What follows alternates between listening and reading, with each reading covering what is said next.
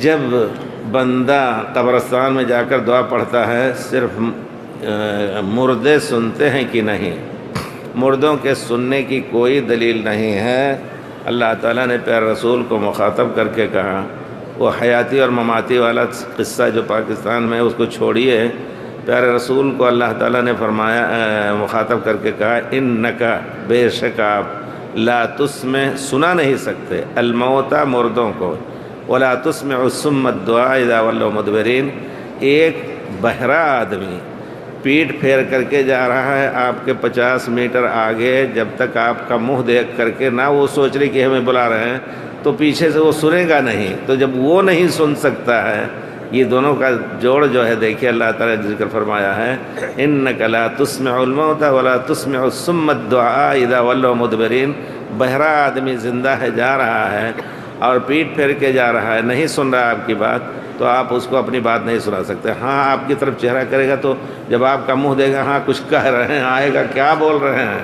لیکن تو گویا اللہ تعالیٰ نے کہا کہ جب زندہ آدمی بہرا ہو کر کے نہیں سن رہا ہے تو مرنے کے بعد جو دنیا سے اس کا تعلق ختم ہے وہ نہیں سن سکتا ہے، اس کو آپ نہیں سنا سکتے۔ تو اب کہنا کہ نہیں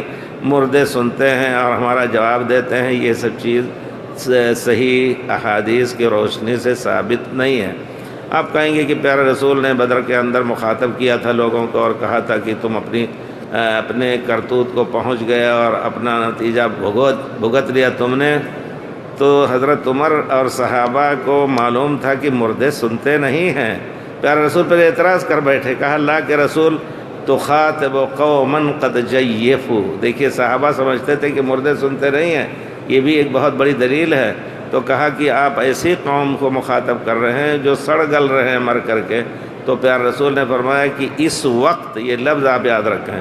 اس وقت ان سے زیادہ تم نہیں سن رہے ہو، یعنی اللہ تعالیٰ نے خصوصی طور پر معجزہ پیارے رسول کا ان کو پیارے رسول کی بات سنائی تاکہ اور تکلیف ہو ان کو۔ پیارے رسول نے فرمایا کہ تم نے اپنے رب کا وعدہ پا لیا، ہم نے تو اپنے رب کا وعدہ پا لیا الحمدللہ۔